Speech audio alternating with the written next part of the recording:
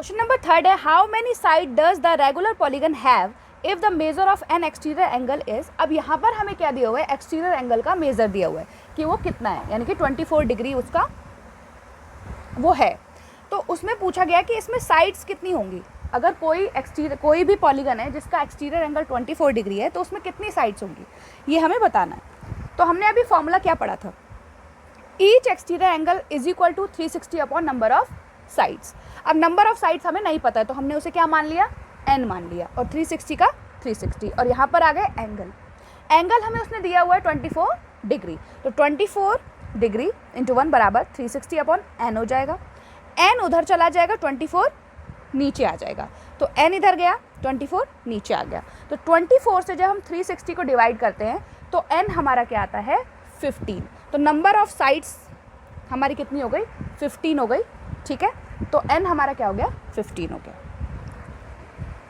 Question number 4 दिया how many side does the regular polygon have if each of it interior angle is 165।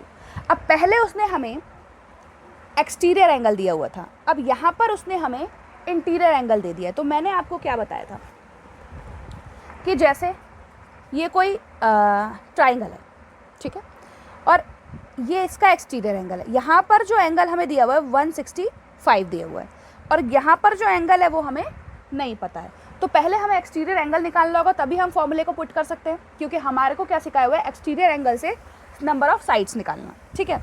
तो ये हमारा 65 दे रखा है, 165 प्लस का x इज इक्वल टू 180 हो जाएगा, क्योंकि ये एक सीधी लाइन है, और सीधी लाइन पे जब दो हमारे एंगल्स बनते हैं तो उनका टोटल 180 डिग्री होता है। तो x is equal to 180 minus 165, तो इसको माइनस करेंगे तो हमारा कितना आएगा 15 डिग्री। वही मैंने यहाँ पर करके दिखाया, each interior angle is 165, each exterior angle is equal to 180 minus 165 degree. तो इसमें से माइनस होगा तो हमारा कितने डिग्री का एंगल आ जाएगा, एक्सटीरियर एंगल 15 डिग्री। अब नंबर ऑफ साइड्स निकालना बहुत ईजी हो जाएगा, क्योंकि हमें फॉर्मूला पहले से पता है।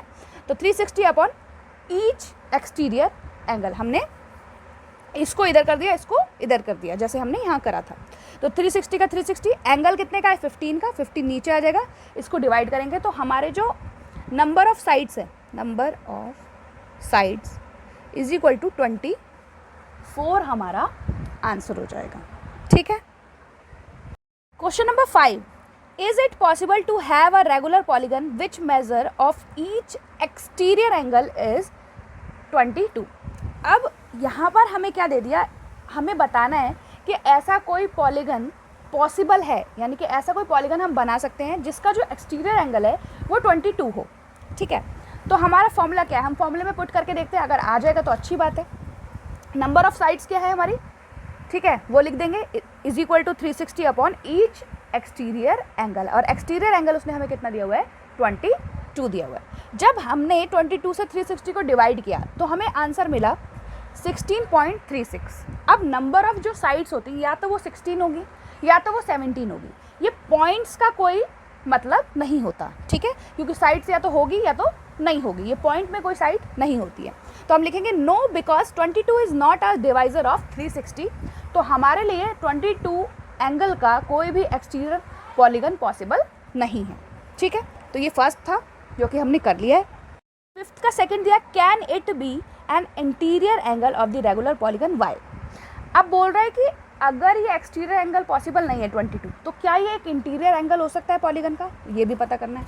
तो इसमें भी इंटीरियर एंगल के लिए हम क्या करते थे, पहले हम 180 में से माइनस करेंगे तो हमारा एक्सटीरियर एंगल निकल जाएगा। तो इंटीरियर एंगल 22 है, एक्सटीरियर एंगल निकालने के लिए 180 माइनस 22 किया, तो आंसर हमें मिला 158। और 158 से भी हमारा 360 कभी भी डिवाइड नहीं होगा, आप डिवाइड करके देख सकते हैं। तो इसका भी आंसर सेम हो जाएगा, no because 158 is not a divisor of 360। तो ये हमारा फिफ्थ क्वेश्चन कंप्लीट हो गया। लास्ट क्वेश्चन भी हम कर लेते हैं। क्वेश्चन नंबर 6 दिया है what is the minimum interior angle possible for the regular polygon and why.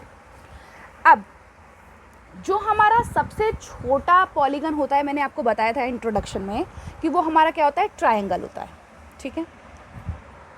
और जो हमारा इक्विलेटरल ट्रायंगल है जिसमें हमारी सारी साइड्स जो हैं वो बराबर होती हैं, ठीक है। तो बराबर साइड्स के लिए उसमें एंगल कितने होते हैं, कितने का होता है, 60 डिग्री का होता है। ये सारे एंगल हमारे क्या होंगे, 60 डिग्री के होंगे, ठीक है। तो लिखेंगे minimum interior angle possible is 60 because lesser the number of sides of the polygon smaller the interior angle, ठीक है। तो बोल रहे हैं कि जितनी कम हमारी साइड्स होंगी उतना ही छोटा हमारा एंगल होगा। The least number of sides of a regular polygon is 3। तो हमारा जो सबसे छोटा पॉलीगन है वो ट्राइंगल है which is offered equilateral triangle.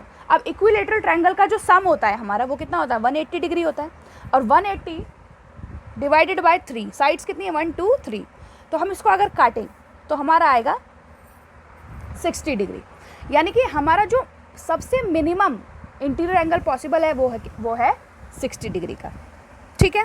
Next करते हैं, what is the maximum exterior angle possible for the regular polygon.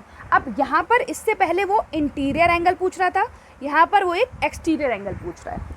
तो जैसा कि हम जानते हैं कि जो मिनिमम इंटीरियर एंगल है वो 60 डिग्री पॉसिबल है, तो मैक्सिमम एक्सटीरियर एंगल क्या होगा, 180 में से अगर हम 60 को माइनस कर दें तो कितना आएगा, 120 आएगा, क्योंकि सबसे छोटा इंटीरियर एंगल 60 है। तो इसी को अगर हम माइनस कर देंगे 180 में से तो जो सबसे बड़ा एक्सटीरियर एंगल है वो निकल जाएगा। तो लिखेंगे बाय ए, यानी कि इसके according we can say that the maximum exterior angle possible is 120।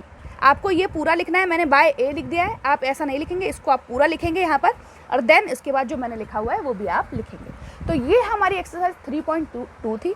मैं आशा कर रही हूँ कि आपको क्लासेस समझ में आ रही है। अगर समझ में आ रही है तो प्लीज़ क्लासेस को शेयर कीजिए, लाइक कीजिए, सब्सक्राइब कीजिए।